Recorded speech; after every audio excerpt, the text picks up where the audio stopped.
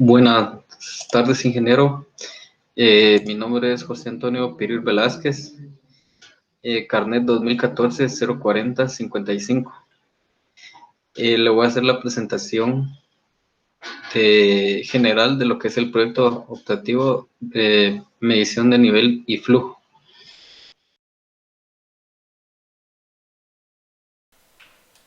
A continuación vamos a hablar de los circuitos que fueron utilizados para poder diseñar esa parte del proyecto que se encarga de poder medir la altura del líquido en el tanque.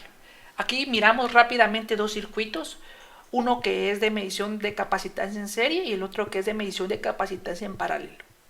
El circuito que se eligió de todos los que se propusieron fue exactamente el de la medición de capacitancia en serie. Este se eligió porque tiene una muy buena linealidad y una muy buena ganancia en comparación con los otros. Este circuito, el de la derecha, el de medición de paralelo, este no fue seleccionado debido a que su ganancia es mucho menor al circuito de capacitación en serie. Claro, es un buen circuito porque tiene muy buena linealidad, pero al compararlo con el de capacitación en serie, este es más eficiente.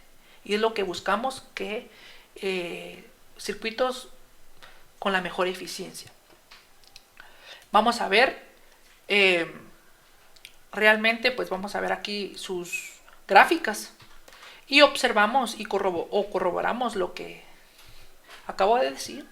Y la gráfica pues observa que tiene una buena pendiente y nos indica que tiene una muy buena linealidad, casi del 100%. Su variación es muy poca y pues el circuito nos sirve para desarrollar la función que queremos. Rápidamente vamos a hablar un poquito lo que se forma dentro del tanque, ¿verdad? De la estructura del tanque, que es un cilindro. Realmente lo que estamos formando es un gran capacitor. Y cuando vertemos agua en él, formamos dos capacitores distintos, un C1, un C2, y sabemos que estos relacionan una capacitancia equivalente, pues están en paralelo y vamos a ir midiendo, pues ahí sí que las capacitancias que van a ir variando tanto de C1 como C2 es las que nos van a ayudar para poder ir determinando la altura de líquido dentro del tanque. Vamos a ver rápidamente la ecuación que nos relaciona todo esto. Aquí observamos la altura del tanque, del cilindro del tanque.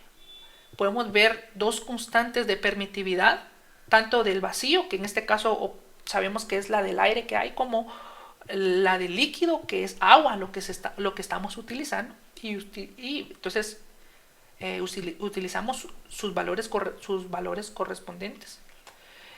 Y vamos también a tener una relación entre el radio del tanque y el radio de la varilla. Estos datos nos van a permitir poder encontrar una capacitancia a cierta altura.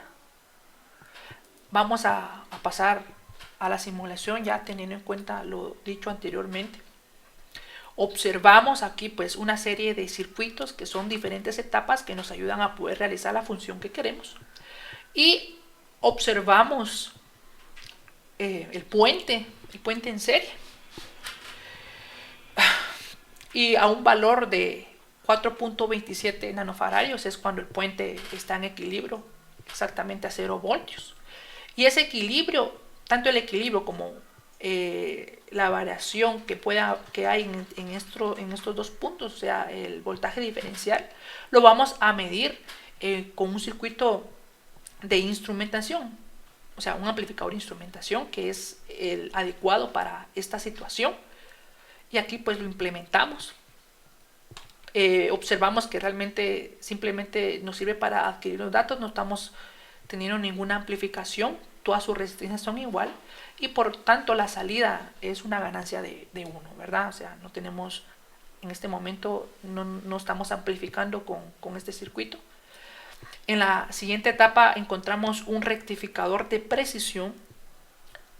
Es necesario, sabemos que los valores que estamos recibiendo, la información es corriente alterna y es preciso para poder trabajar, tenemos que convertir de corriente alterna a corriente directa. Los valores que estamos obteniendo, los datos adquiridos, son valores de tensión muy pocos, de una tensión muy baja. Estamos hablando de entre microvoltios y milivoltios. Por lo tanto, un rectificador únicamente elaborado en base a puente de diodos no nos serviría, ya que pues perderíamos esa información en los voltajes de umbral de cada diodo. Y es por eso que es necesario el uso de un rectificador de precisión. Y es lo que podemos observar, el uso de un rectificador de precisión. Observamos también un filtro que también es necesario implementarlo, ya que este nos va a dar una salida de voltaje DC bastante estable, sin ningún riesgo, porque va a filtrar y va a quitar y limpiar nuestra señal DC a fin que sea completamente recta, ¿verdad? A continuación observamos una etapa de amplificación. Sabemos que es necesario esta etapa porque en todo lo que hicimos en adquirir los datos, pues no hemos amplificado, y sabemos que a la salida del rectificador tenemos a un voltaje muy pequeño, alrededor de milivoltios. Entonces es necesario que amplifiquemos.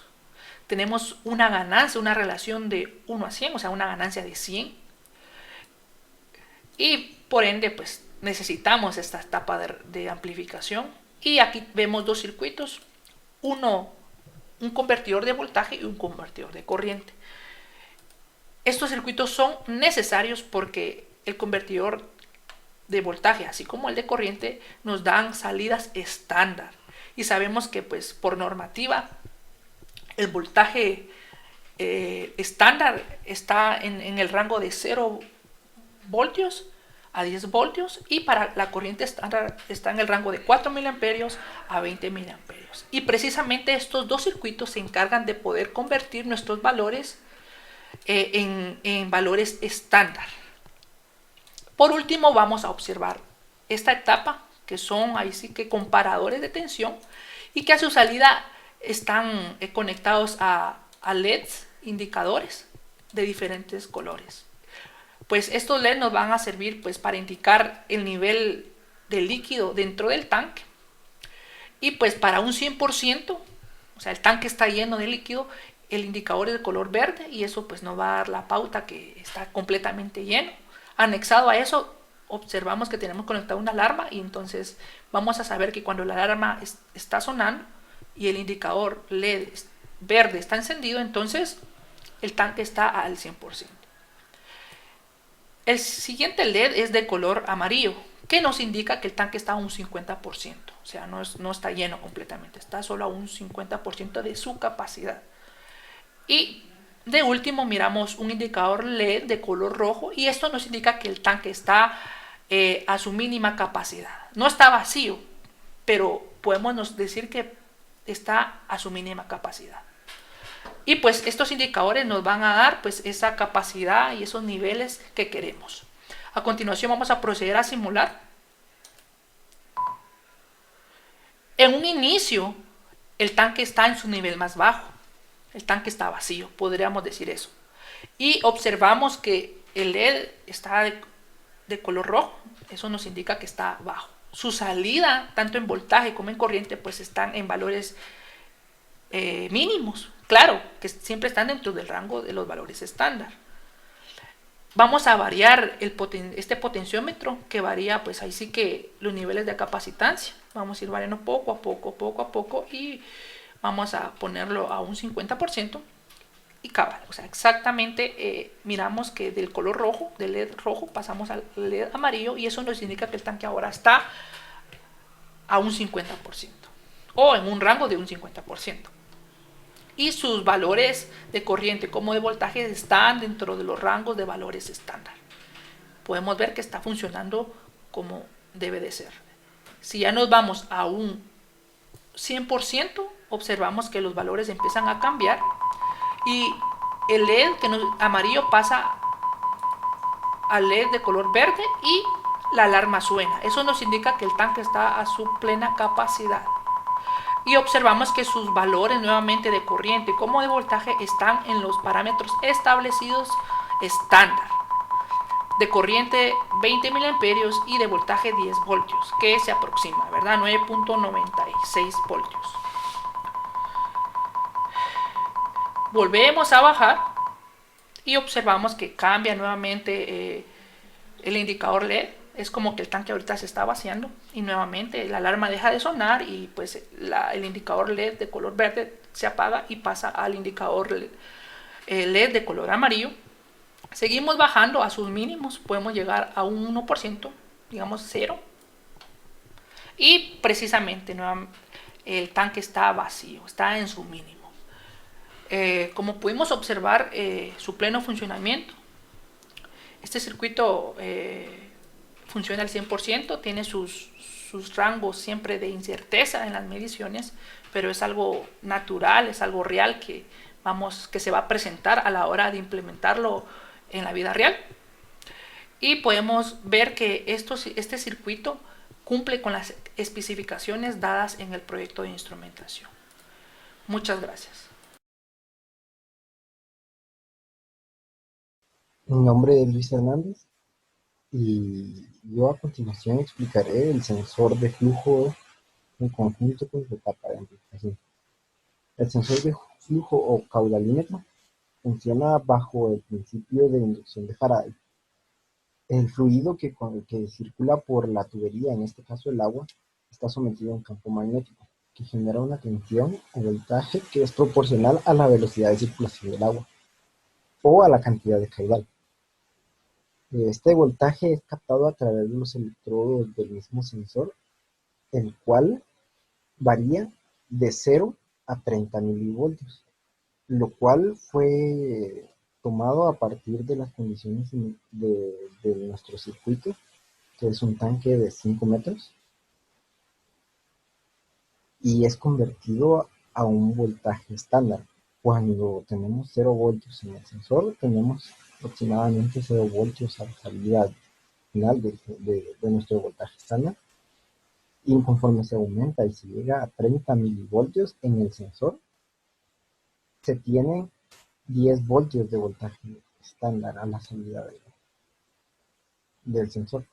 Esta señal entra a una etapa de eliminación de efecto de carga constituida por dos amplificadores operacionales como seguidores unitarios, los cuales ingresan a un amplificador de instrumentación, el cual se decidió de utilizar el AD620 debido a que es un circuito más robusto y así se evitan problemas con ruido y se aumenta la precisión y exactitud a la hora de simular el circuito.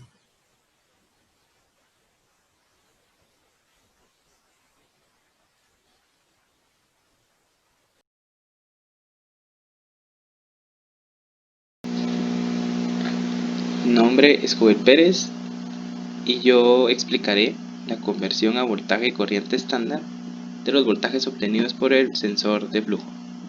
Para la conversión a corriente estándar utilizamos un conversor con carga aterrizada, el cual tiene una ecuación de diseño que es la siguiente: IL, que es igual al voltaje en la entrada no inversora, más O del voltaje 1 es un voltaje de referencia dividido la resistencia 1, y L es la corriente estándar. Las condiciones a tomar en cuenta son las siguientes: la corriente estándar con un valor de 4 miliamperios será así cuando el voltaje en la entrada no inversora sea igual a 0, y la corriente estándar será igual a 20 miliamperios cuando el voltaje en la entrada no inversora sea igual a 10 voltios. Haciendo las relaciones necesarias y utilizando la ecuación 1 se llega a un valor para la resistencia 1, en este caso 625 ohms. Para determinar el valor de RL se utilizó la siguiente expresión, donde conocemos todos los valores, se sustituyen y se llega a un valor de 222 ohms. Este es un valor de referencia. RL no puede exceder en este caso los 222 ohms. Nosotros elegimos para nuestro proyecto una resistencia de 100 ohms. Para la conversión a voltaje estándar se utilizó un conversor no inversor, el cual para determinar los valores de los componentes que se usarán en este circuito se debe tomar en cuenta algunas condiciones iniciales y la ecuación de diseño. La ecuación de diseño estipula que el valor del voltaje estándar será igual al cociente de R2 entre R1 por RS por ISTD más BZ. BZ es un voltaje de referencia que se debe determinar. las condiciones que se deben a tomar en cuenta es que la corriente de entrada, cuando sea 4 miliamperios, el voltaje estándar que deseamos calcular será de 0 voltios. Y cuando la corriente de entrada sea igual a 20 miliamperios, nuestro voltaje estándar de salida será igual a 10 voltios. Se utilizan estas condiciones y la ecuación 1 para determinar la siguiente relación. R2 dividido R1 será igual a 6.25. Se utiliza esta relación para darle un valor a R1. En nuestro caso elegimos un valor de 1 kiloohmio y R2 elegimos un valor de 6.25 kiloohmios.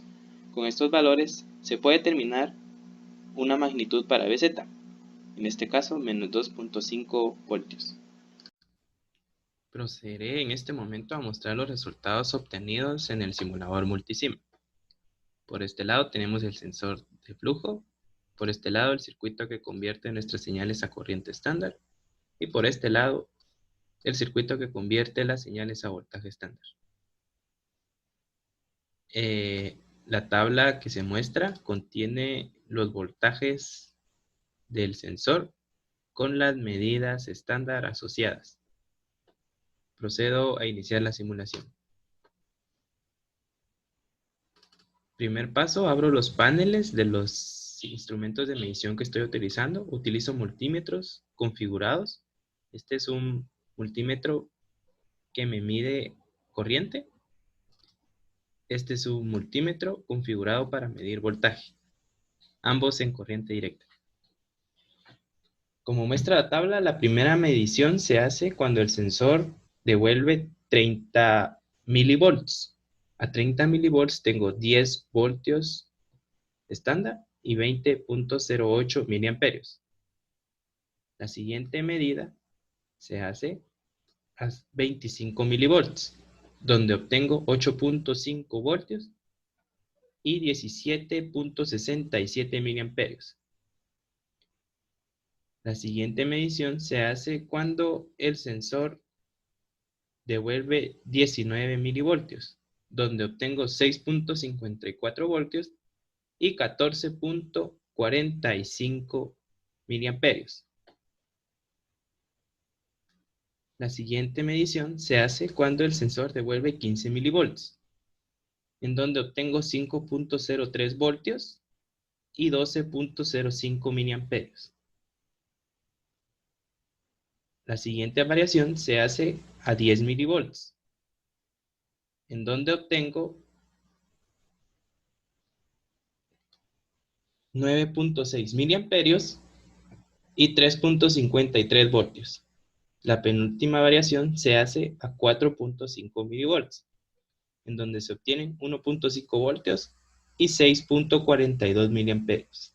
La última medición se hace cuando en el sensor hay 0 voltios, en donde se obtiene una corriente estándar de 4.01 miliamperios y se obtiene un voltaje de 0.015 voltios.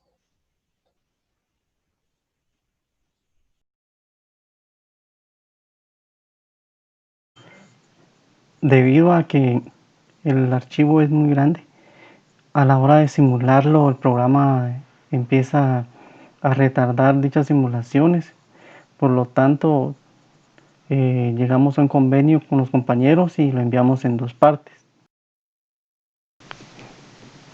Esta barra de LED cumple con la función de ser el indicador visual. Y a continuación se da un detalle del circuito de la alarma audible, que también está comprendida entre las especificaciones del proyecto. Estos 2 indicadores cumplen la función de que cuando el tanque llegue a su máxima altura, es decir, que ya esté lleno, active el indicador visual y el audible para que el encargado del proceso proceda a realizar las acciones correspondientes. Se utilizaron nodos globales, ya que de esta forma podíamos trabajar libremente en la otra hoja, estando ambos en el mismo archivo. Y estos nodos globales nos permiten tener de este lado el circuito del búmetro, que tiene una escala de 10 voltios. Entonces, como podemos ver en la barra, consta de 10 LEDs en los cuales va indicando la escala de 1 voltio en cada uno de ellos. Y el circuito es un circuito que normalmente se utiliza con los microcontroladores, ya que estos tienen a la salida una baja corriente y voltaje, por lo que necesitan de una fuente auxiliar para activar ya sea relés u otros dispositivos de alta potencia, como lo son el buzzer y la bombilla, que funcionan ambos con 110 voltios. Muchas gracias por su atención.